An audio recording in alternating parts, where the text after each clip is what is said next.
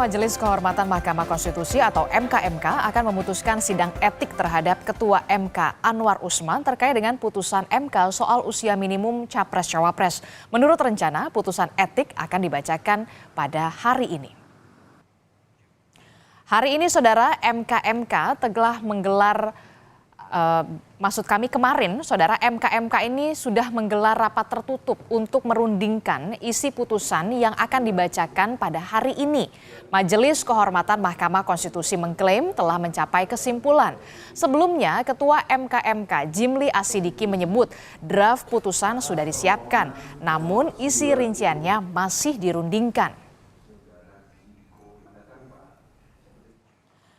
Ketua Sekretariat Majelis Kehormatan Mahkamah Konstitusi Fajar Laksono, Saudara, kemarin pagi ini mengonfirmasi soal rapat internal MKMK untuk merundingkan isi putusan di hari ini.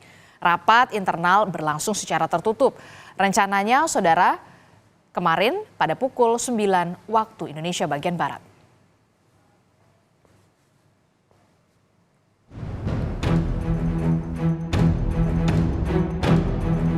Majelis Kehormatan Mahkamah Konstitusi akan membacakan putusan etik terhadap Ketua MK Anwar Usman dan hakim lain terkait batas usia Capres dan Cawapres. Anwar Usman dan hakim lain dilaporkan diduga melanggar etik dan MKMK diminta menjatuhkan sanksi. Menyikapi hal ini, Menko Polhukam Mahfud MD menyerahkan sepenuhnya keputusan kepada Majelis Kehormatan Mahkamah Konstitusi. Mahfud meyakini MKMK mampu menangani dugaan pelanggaran etik yang dilakukan oleh hakim MK. Ya, kita tunggu aja. Saya percaya pada kredibilitas Pak Jimli. Apapun putusannya nanti kita tunggu dan tunggu juga reaksi publik akan menentukan juga.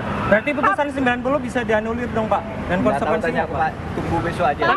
Sebelumnya putusan MK soal batas usia Capres-Cawapres yakni seorang kepala daerah terpilih dalam pilkada yang belum berusia 40 tahun dapat didaftarkan sebagai Capres-Cawapres menuai kontroversi. Atas putusan tersebut, Ketua MK Anwar Usman dan hakim lain dilaporkan ke Majelis Kehormatan MK. MKMK telah memeriksa para hakim MK terlapor dan akan membacakan putusan etik pada Selasa 7 November 2023.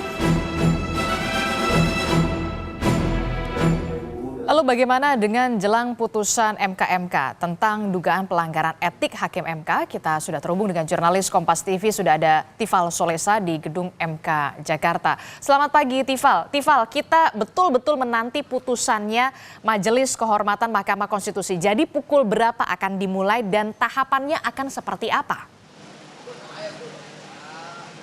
Jelang pukul 7 pagi tadi saya mengonfirmasi kepada Ketua Sekretariat Majelis Kehormatan Mahkamah Konstitusi Fajar Laksono dan ia memastikan bahwa pembacaan putusan dari Majelis Kehormatan MK atas dugaan pelanggaran etik yang sudah dilaporkan oleh para pelapor akan dibacakan keputusannya nanti di ruang sidang pleno Gedung Utama Mahkamah Konstitusi Republik Indonesia pada pukul 4 sore nanti. Pada pukul 16 waktu Indonesia bagian Barat, majelis yang dipimpin langsung oleh Ketua Jimli Asidiki yang dianggotai oleh 2 orang, ada Wahiduddin Adam selaku hakim aktif MK dan juga Bintan Saragih yang juga ikut menjadi bagian dari anggota Majelis Kehormatan akan menyampaikan putusannya untuk 21 laporan yang sudah dilayangkan dari berbagai kalangan, dari kalangan akademisi hingga kalangan koalisi masyarakat sipil.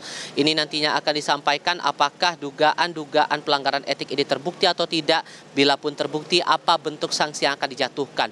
Perlu diingat lagi bahwa sebelum sampai pada momen pembacaan putusan ini, Majelis Kehormatan ini sudah melakukan yang namanya rapat Majelis Kehormatan yang berlangsung secara tertutup. Sebetulnya ini juga sudah tertuang dalam Peraturan Mahkamah Konstitusi nomor 1 tahun 2023 yang pada intinya rapat yang berlangsung tertutup ini adalah bentuk untuk majelis ini memformulasikan rumusan dari putusan yang akan dibacakan pada hari ini atau yang akan dibacakan pada sore nanti berkaitan langsung dengan laporan dari para pelapor, kemudian argumentasi dari pihak pelapor, poin-poin penting apa saja disampaikan, diperkuat lagi dengan bukti-bukti dari keterangan saksi maupun juga ahli yang dibawa oleh para pelapor, plus ditambah dengan keterangan dari para terlapor dan juga hakim-hakim konstitusi yang berhubungan langsung dengan dugaan pelanggaran etika dilaporkan oleh para pelapor ini.